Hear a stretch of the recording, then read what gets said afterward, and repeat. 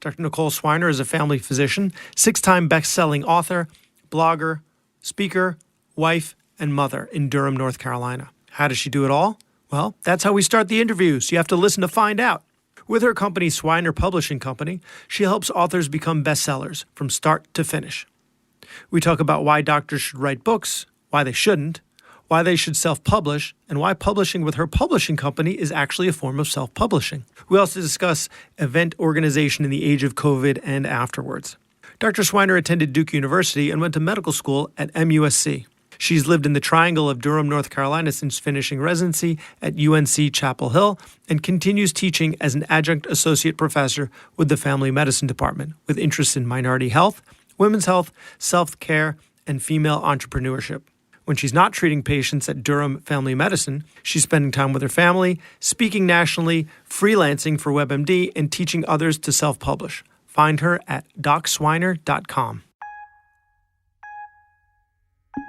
Welcome to the Physician's Guide to Doctoring, a practical guide for practicing physicians. Dr. Bradley Block interviews experts in and out of medicine to find out everything we should have been learning while we were memorizing Krebs cycle. The ideas expressed on this podcast are those of the interviewer and interviewee and do not represent those of their respective employers. And now, here's Dr. Bradley Block. This episode is being brought to you by the Doctors Unbound podcast. Check out the show for fascinating interviews that share how physicians are making an impact outside of the hospital or clinic. Whether it's founding a health tech startup, running for public office, or starting a nonprofit, tune in to the Doctors Unbound podcast for weekly stories that will uplift and inspire you. And if you're interested in financial literacy and independence, Dr. Dave regularly covers those topics as he and his family are on their very own journey for achieving financial independence with short-term rentals. Subscribe to Doctors Unbound for free wherever you listen to podcasts. Dr. Nicole Swiner, thanks so much for being on the podcast. Brad, thanks for having me. So tell us let's start with your origin story. What made you decide to write your book? Is this something you wanted to do for a long time, or did the mood just strike you and the words just poured out of you? The mood struck and the timing was right. So as most of us, I journaled and had a diary growing up and all that good stuff. But once school started and I was writing papers all the time in medical school, et cetera, I fell out of love with writing because I was doing it, it felt like a job. But fast forward to me getting into the workforce, I kind of fell into ownership of practice by accident, became married, had my first of 2 kids, life was kind of going on in the background. What happened was literally coming back from maternity leave from my first child, tired, overworked, overwhelmed, stressed. I hit the floor, literally. So hit the floor at work and had this aha moment of, you're doing too much. So that kind of, my friends and family were sending all this, stress less, reduce stress, superwoman syndrome stuff to me to read. And I became passionate about it. And so started doing some writing about that, about my own personal journey, about the things that I was preaching to my patients. And then from that decided, well, you know what? I can put some of this stuff into a book, into book form. And that's literally how it got started about 7 or 8 years ago. It sounded like you were setting it up for the worst time to write a book. You're like, I had all this stuff going on in my life, and that's when I decided to write a book. And it was therapeutic, maybe, just getting my feelings out on paper. And it was the stuff that I was already preaching to my patients and just not listening to enough myself. And I said, more women in particular need to hear about this. So I said, let's put it on paper. Let me share it with the world, share it on social media. And that's how it literally became a thing. So how did you make the time, right? You just said how you have all these responsibilities, you wear all these hats, and yet you managed to make the time to write a book. How did you do that? How did you juggle all that? So I write about the superwoman complex, and I've written 2 books on that topic. The first book literally was a compilation, a collection of things that I'd already written. So the first rule is you don't necessarily have to start from scratch. So, because I was in practice, I'm in family medicine, primary care. I've been writing for stuff on social media, writing for local magazines, doing school health fairs. As physicians, we have scripts that we don't even know we repeat over and over and over again. And some of the stuff I was putting on paper anyway and putting into blog form. So for the first book, literally I went back, collected all that stuff I had written, made sure that it kind of fit with the mental health, self-care topics that I wanted to focus on, and put them together in a book. That's how I wrote the first one. So it was fairly easy to go back and use the stuff that I'd already written and just made sure that it, put it together in the right way. And then you decided to self-publish it, correct? Yes. So what made you decide to self-publish as opposed to shopping it around to established publishing companies? Yeah. So, I talked to a number of colleagues and peers that had published, and the large majority of them, unless they were in academic medicine. If you're in academic medicine, sometimes you end up using the more traditional or the university-based publishing companies. But the majority of folks that I talked to, particularly through groups on social media, were doing the self-publishing route because, number one, it's cheaper. Number two, cheaper / make your own money. Number two, you own your own content. So those are the big two reasons. And it's fairly easy. It's easier than you think for those who have looked into doing the publishing or do I ask a traditional publisher? Do I send them an agent my stuff to either be accepted or rejected? It's a lot easier than you would think. You can really do it a lot on your own. Walk us through some of the steps, especially the more daunting sounding ones. Yeah.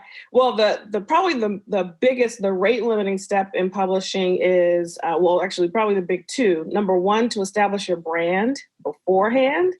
Number two is the editing part, because you really don't have any control over that piece. And I encourage everyone to have their writing, especially if you're going to put it out to the world and sell it, to have it professionally edited. And a professional editor is going to take their time. They're going to have their own schedule. They may be working on other projects. So it may take them a couple of months to get your work done. So while that's happening, what I usually tell folks if I'm helping them to get through the self-publishing process is, while the editing's being done, you should be working on other things. You should be working on your brand, putting yourself out on social media, taking some professional photos for your book cover, that kind of thing. But those are probably the podcasts. Big mm-hmm. Yes, doing podcast, big deal. That's a big deal, getting your name out there. Mm-hmm. So, but what about the nuts and bolts of publishing itself, right? Like, you don't have a printing press in your basement, like you don't have a book binder, or you don't have, right? So what about the actual publishing and then distribution of the book? Yes, we primarily use Amazon. So Amazon has what used to be CreateSpace is now called KDP Printing or Press. And they essentially will walk you through the steps of doing your own content or producing your own product. So once you have your manuscript, once you have an image for your book cover, which you can do on your own or hire other folks to do for you on things like Canva. Canva.com is my favorite website to use for graphics and book covers.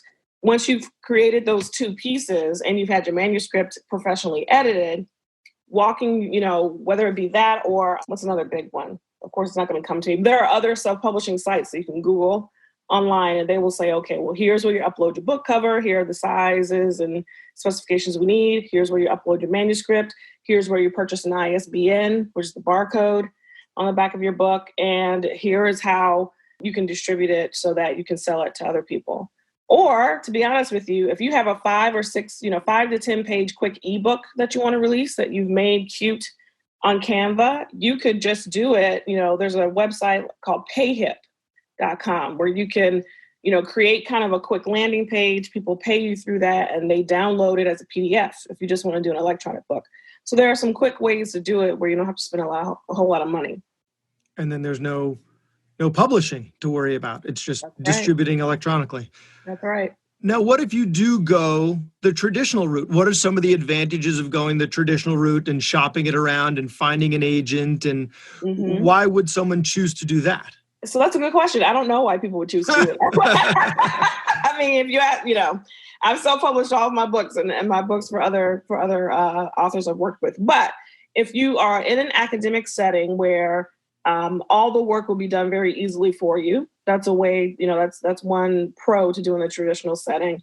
Number two, you don't have to spend any money up front. Essentially, they either will cut you a check or they'll do it for you, or you don't owe any money to do all the other stuff involved. So the editing, the the formatting, the uploading, the distribution. They take care of all that stuff for you.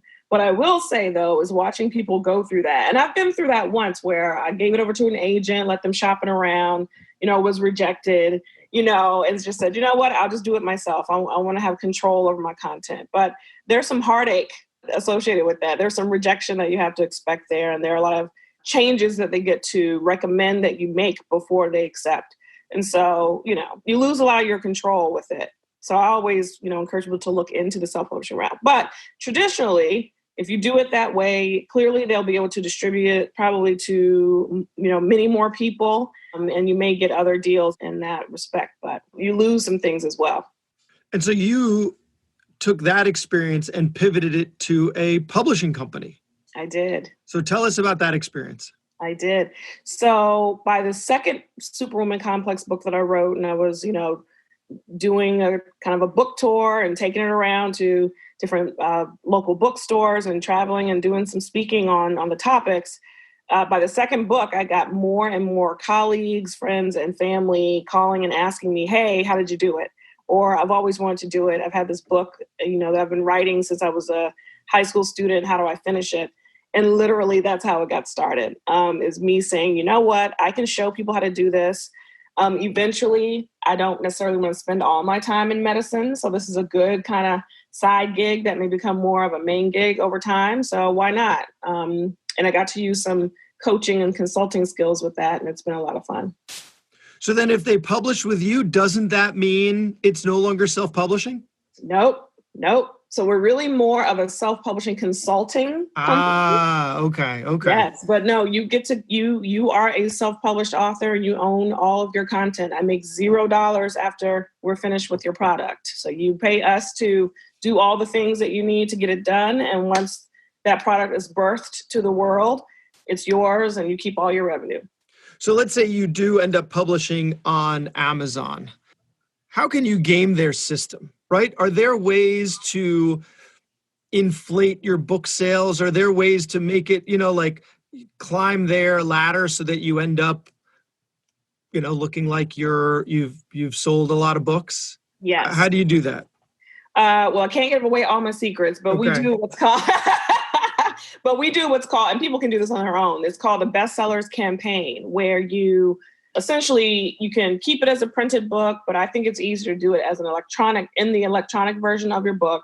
Lower your price to really, really low. Find very, specific categories to put your book in. There are even websites that you can go on to find out what's the best day of the week, what's the best time of day to release a novel versus a self-help versus an autobiography, and put it out there to social media or do a press release and say, hey guys, I'm coming out with this book. It's going to be on sale. I'm so excited about it.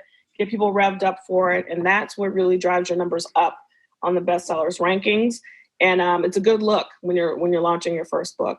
The other things that you can do, other than hiring a PR company to do it for you or coaches to help do it for you, is to do social media ads. So on Facebook and on Instagram, you purchase ads that will sponsor your product and put it at the top of people's timelines, and they'll see it more. Or you can do podcasts or go on the local news, radio, put out ads in that way so that people will know that your book is available. Yeah, actually, my brother and sister-in-law had written a book about a children's book for the coronavirus. They have 3 little kids. We have 3 little kids.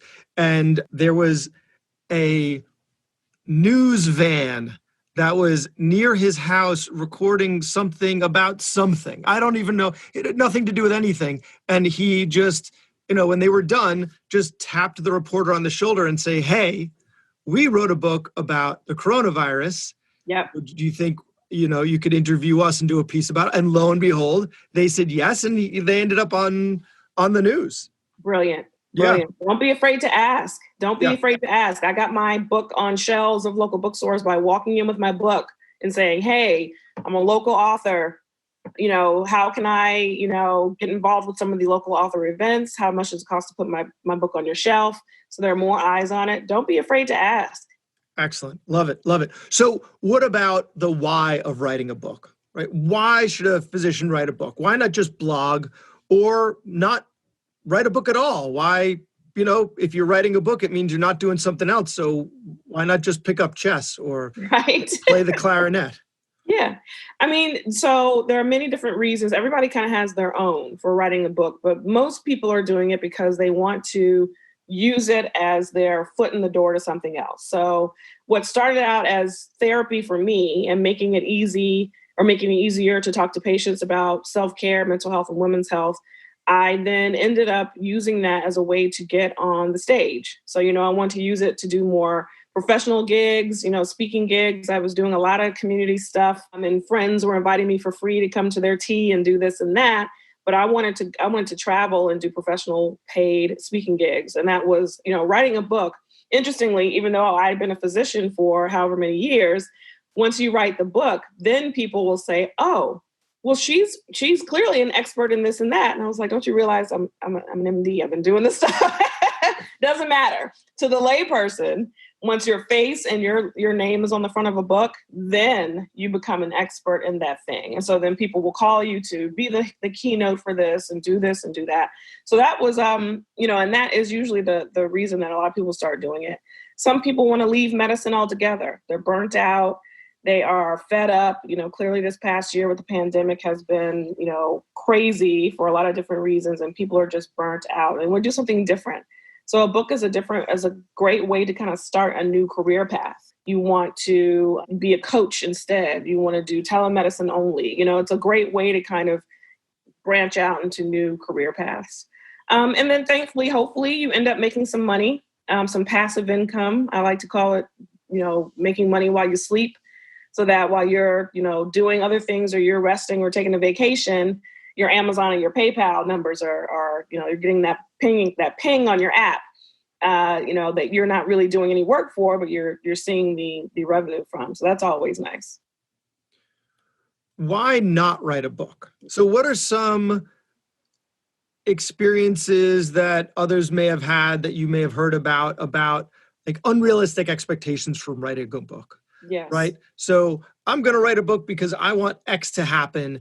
And that's kind of an unrealistic expectation, because from what I've heard, it's not really, you mentioned the passive income, but the amount of, if you spent the same amount of time seeing patients that you did writing the book, you're probably going to get more revenue in the end from seeing the patients than writing a book. That being said, I've heard there's money to be made in smut, right? So, if you want to plan on writing something that's going to have Fabio or maybe Fabio from 20 years ago on the cover, then there's going to be money to be made there, right? Yeah. But the stuff that we have expertise in, I mean, I guess maybe some of us have expertise in smut, but right, health-related topics. What are some of those unrealistic expectations that you've heard from physicians? Yeah, you're not going to become a millionaire. I mean, you're blessed and lucky if you do, but you're writing a book and having it on Amazon or at Barnes and Nobles is not going to make you a millionaire. So if you're expecting that to happen, that doesn't happen. That hasn't happened yet in the last 8 years of me working with authors. I guess the other thing is, you mentioned, making some revenue, et cetera. Yes. So you seeing more patients in clinic definitely can probably make more money in a year than releasing your book. But guess what? I wanted to see less patients. I wanted to cut back on my schedule. So having the book, not necessarily on Amazon selling 1 million copies, but being able to then schedule 4 professionally paid gigs per year that then made up for the time. And I was making more money than actually sitting in clinic and seeing patients definitely made a difference. What's another reason? To become famous, if you're looking to use the book to become famous, that doesn't happen either unless Beyonce or Oprah call you and put you on their tour or their show. But I was able to gain thousands of followers on social media, and that means something. I just had a phone call today with a radio station that found me because of the followers I had on Instagram, or brands will reach out to you because your social media following and your LinkedIn posts get so many likes and shares. So it does mean something. It may not necessarily mean millions of dollars, but it definitely helps in opportunities. So you're not writing for the book. You're not going to make money off the book itself, but you're going to make money off of the opportunities that it provides on social media as an influencer, as a speaker, and then other opportunities that stem from there. I guess depends on what topic you're covering. Correct. Creating courses, becoming a consultant, those types of things. Have you heard of any physicians having negative repercussions from publishing a book? Audiences can be mean. They're pretty tough. So myself included, I've definitely gotten not so great reviews when you go onto things like Goodreads.com, or if you have other reviewers, asking, if you ask someone for a review or for their opinion on your book, that can be disappointing, right? Yeah. But, that's why you try to find your support team and your folks that you're working with and folks that love and support you. So they'll help to give you more positive reviews and help to really tell their friends about what you're doing, to help in that respect. So yeah, you have to have some thick skin, because people are going to read what, your innermost thoughts, especially if you're writing about your own personal journeys. That can be pretty scary to be vulnerable in that way. So you have to be ready for that, for some of the not so positive feedback that you may get. Other than that, I'm trying to think of, I can't think of any other big bad thing that has happened to someone that I know because they wrote their book. I can't think of it. It just made me think of something I heard Seth Godin say about negative reviews. Like, you might have someone who's going to a restaurant and they go for Thai food, and it turns out they don't like Thai food. They just don't like it. And so they're going to write you a negative review, but you know what? They're not your target audience. So I think in some of these reviews, there are probably some things that can be gleaned. There may be there's some learning to be done from some of the negative reviews, but some of them are probably just not your target audience. And they were never going to like your book because you know what? The book wasn't written for them to begin with. That's right. You got to know who your avatar is. Who is that specific person that you're writing the book for, and you target your marketing toward that. You're absolutely right. Yeah. So tell us about your retreats. I thought last I had read you had a retreat, but it sounds like now there are retreats, plural. So tell us about the retreat that you had over the summer, and tell us about the one that you have coming up. Yes. So and there was one in October as well, you said. So yes, let's talk about all of them. Yeah. So one other way I've been able to use the books that I've published is through creating events, both in person, pre-pandemic, and online. And so I have one that I do every January, been doing it for about 7 years now, called New Year, New You. And that's my self-care, women's health, entrepreneur focused one, where we have, speakers, and we have vendors and lunch and music, and it's a whole big ordeal.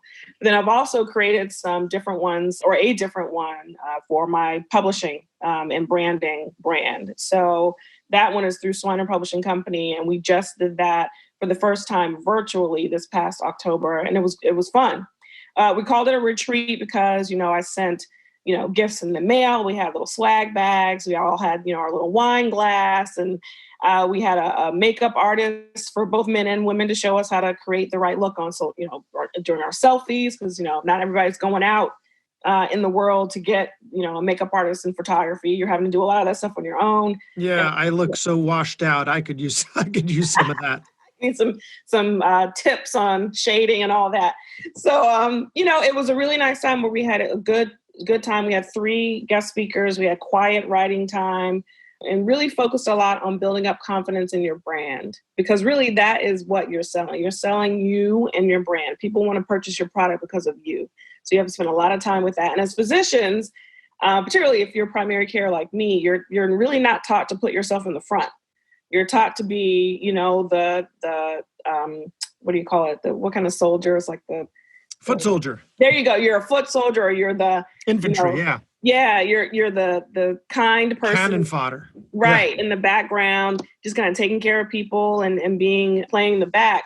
But when you're selling your product, or if you're an entrepreneur, you really have to learn how to put yourself out in front. And that's a lot of my job, is pulling people to the front to get comfortable with being on camera, being on the front of their book, and that kind of a thing. So it's a lot of fun for that reason. And so in January, I'm going to be doing New Year, New You on January the 9th, coming up in 2021, virtually on Twitch. And we're going to have hopefully the same types of fun that we have in person, but we're going to put it all online. I'm guessing when you have that branding conversation, you encounter a lot of imposter syndrome. Oh, absolutely. Right? So, could you speak about that a little bit? How do you get people through that? Yeah.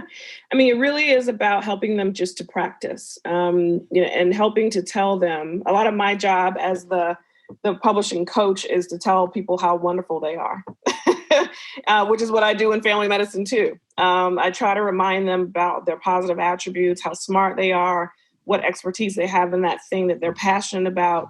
And I practice with them. With a lot of my authors, I'll do their first live streaming experience with them. So I'll do just like this with a podcast. I'll interview them on Instagram or Facebook just to push them out in front. I told them that, I'm going to push you off the cliff, but it'll be with a parachute, to get you out in front so you'll be more comfortable with it. So really, practice does make perfect. And the more that you do it, and I did not, nor do I love to speak in front of a room of people. I actually love doing the live streaming even better because I can't really see the people. But practiced on things like, do you remember Periscope? I think Periscope is still in existence. I did not ever use Periscope, no. Yeah, so on Periscope. Is that on Facebook? No, it's separate. It's a whole separate it's its own app. Okay. Just live streaming. And I practiced a lot on Periscope and got comfortable with talking to, like looking at the light, instead of looking at myself on camera and talking to people without seeing them. And actually made me feel more comfortable. Yeah. Excellent. And it made me think about myself and my platform. And I like to use my podcast as a personal coaching session for myself. So, for me, this podcast is not about me, right? And I think, what you were saying made me think of our training, right? When you're in medical school, when you're a resident, like you're not taught how amazing you are. You're taught how terrible and all the things that you do wrong. So, that was the first thing I thought of. And the second thing is, I was wondering how I could use this because for me, I don't really claim to have expertise in anything except for my specialty, which is ear, nose, and throat. Like I use this as a platform to showcase other people and get questions that I want answered, right? Mm-hmm. Have you, an expert in writing and publishing, if I chose to write a book, how would I go about doing it? How could I? So you've answered a lot of questions that I had, but it also made me think about another question. Like if I did want to get into speaking from this position, from this podcast, I have, I think, over 100 episodes right now, right? Mm-hmm. How could I go from this to something else? I recognize also I'm putting you on the spot with this I'm ready. question, but how could I take this show on the road? Yeah, absolutely. And happy warrior is the phrase I was looking for. We are taught to be happy warriors. Oh, happy warrior, yes. Right? Okay. And not put ourselves in the front where the soldiers fighting. So the way that you can take what you've done already is incredible, but by having as much content as you already have, number one, you want to try to broadcast it to as many people, which I'm sure that you've done already, but putting this out on things like YouTube and LinkedIn and all of that. You have this available on those sites? YouTube, no, but LinkedIn, I just link back to my website. Yes. So I have a website, but you can stream off of all the regular podcast carriers, but I don't know if you can stream it directly from LinkedIn. But you're right, I should get it out on YouTube because people, but this is not, I'm not recording the video right now. I mean, you and I are looking at each other, but this is, I don't want to be seen. I just want to be heard, like I have a face for radio, as they say. But, I intended this to be a podcast, and now I'm being told like, oh, you've got to be another. But I didn't want. They just wanted to be a podcast. But I guess if I'm trying to get it to as many people as possible, I have to reconsider what I'm doing and reassess it, and be willing to change and pivot and not just do what I originally intended to do. Absolutely, I would definitely consider if you're into it. You're recording this Zoom, create a YouTube page, because that is where a lot of event planners and bookers go to, because they do want to see your face. Yeah. They want to see your expressions. They also, not only want to hear your voice, but they want to see how you interact one-on-one. And so that's how people will look me up, when they're looking into, do we want to hire her or not? The other thing that would be really helpful, you're familiar, or maybe your listeners may be familiar with Kevin MD. Have you ever heard of Kevin MD? Of course, Kevin Foe. Yes. So I'm part of his speakers bureau, and he has now a physician speakers bureau, where he, by the way, asks you to send your YouTube channel because he wants to see your stuff. But by reaching out to folks like that who have speaker bureaus where, you don't have to get with a huge agency where they're going to take, 50% of your revenue. And WebMD certainly does not fit into that category, but finding speaker bureaus that can work on your behalf to say, hey, I found these events, or this event is looking for this type of speaker. Let me pitch you. And so that's also been helpful to get gigs. And then the third thing that I'll mention, and that may be how we linked up, Brad, is by joining lots of good groups on social media. So groups of like-minded people where they go on and say, hey guys, I'm going to have this event, or we're looking for a speaker, or we're doing this, and you pitch yourself. You pitch yourself and you put yourself out there and say, hey, this is what I do. Here's my bio. Here's my speaker sheet. Let me know if you're interested. What can you give the names of any of the physician groups? Because I feel like I'm a member of so many physician groups to begin with. Like Facebook is no longer about like me showing off how cute my kids are. Facebook, right. Which I never did to begin with. My wife is the one who posts all that stuff. I just got into political arguments with people. Right. But now it turned into something else, and I'm on passive income, MD, and that's one. Esther and Doctors on Social Media, which is probably the one, Donna Coriel's group. Yeah. Is probably the one that we got in touch with. SoMe Docs, mm-hmm. Yes. So what other groups are out there that you can, pitch to us? Let us know, right? This is a physician podcast, so we're all physicians. What other physician groups should we be a part of? I'm going to look some up right now. The first one that comes to mind is, this is for my ladies, but Female Physician Entrepreneurs is a big one. And I think that's Dr. Sharon McLaughlin. I'm not sure how to say her name. And she also has I think she does a blog. So not a podcast, but she's also interviewing people off and on. What's another one? So Female Physician Entrepreneurs. And I think there's also and again, for my women physicians for multiple streams of income is another. I'm part of a lot of female groups. I'm seeing that. Empowering women physicians, private practice physicians. Those are the first ones that are coming up on my search. But yes, I'm also part of the Passive Income MDs, and the SoMe Docs is probably where we met. So those are big ones. So those are big co-ed ones. And then, you find what fits you. Find what fits your topic. Find what the things that you want to talk about and know the most about. Search on Facebook, you'll find them. So how can people find you if they want to learn more about you? And how can people find you if they want to publish with you? Yes. So I am at DocSwiner on all social media. Shoot me a DM. You certainly can email me at cnswiner. That's for Carmelita Nicole. That's my name. cnswiner@gmail. And, shoot me an email, shoot me a DM, and we can get in touch and talk about whatever you would need to talk about, whether it be about self-care, publishing. Swiner Publishing Company is my publishing company, and we're also on social media. And keep January 9th on your schedule if you want to do some New Year, New You fun on January the 9th. Fantastic. Well, I really appreciate you taking the time to talk to us, and I'm looking forward to that retreat.